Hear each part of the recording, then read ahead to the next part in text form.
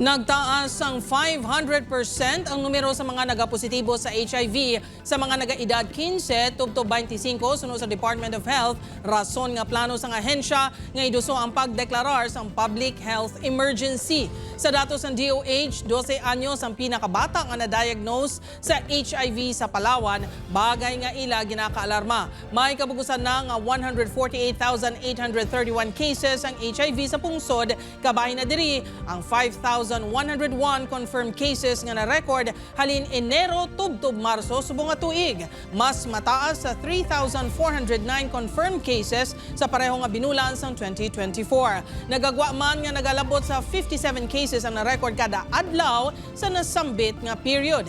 Ginakampanya sa DOH sa publiko nga ipatuman ang pila ka preventive measure kasubong sa pagpatest kag regular consultation.